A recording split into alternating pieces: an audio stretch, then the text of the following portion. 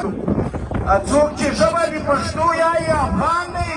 چې دا نه مني پښتون نه دی ګلخان دی او څوک چې خپل تاریخ ته شا کړي هغه ورک شي موږ ته پاتې دا وصیت له باچا خان دی دا د خپل قاید اعظم دی مبارک شه خو زما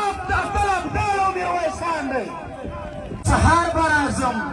هم په نیمه شپه به راځم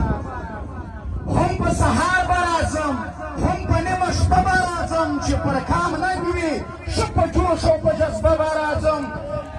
او له دې وطن مې د چا پلار منې کولی نشي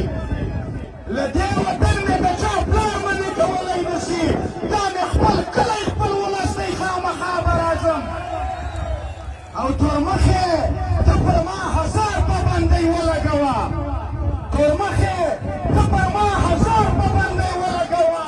خو زه منظور پښتون یم بیا به راځم بیا به راځم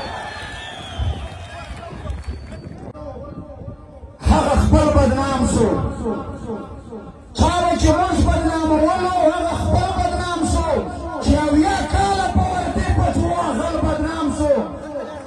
او نارې پرې وسوېله ټکه تر کابله پورې نارې پرې وسوېله ټکه تر کابله پورې دغه تورمخی سړی نه دی مکمل بدنام شو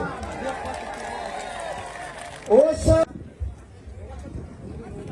چې یوه مو ژبه یو مو دین یو مو رواج یو کلتور ډیورنډ کار څه چې د چا پلار مو بېلولی نه شي ګیلونه موږ د لوی سر احمدشاه لمسي یو نو دا بادار دغه لنګمار مو بېلولی نه شي اوس دا څو کرښې د ټولو دغو ننګیالو پښتنو ملالو خویندو په نوم وایي زه پښتنه یم بې ننګي نه قبلوم پښتونه د ننګ میدان ته څنګ په څنګ در سره ځم پښتونه ته به د حق چغې ویې د لښکر سر ته به ځې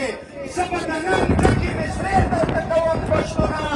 د زرغونې انا لمسۍ یم ستا دعا پکار ده د وخت ملاله یم زلمي راپاره وم پښتونه الله دې نه کړې که شهید شولې په ننګ وطن په دار د زلفو به دفن درته ګنډم پښتونه په یار مې سختې نه لورېږي خو په خپل کار مې زړه دردېږي که لالی مري ته پاتې کېږي که تور وربل مې میراتېږي پر وطن ننګ دی لالی نه مانې کومه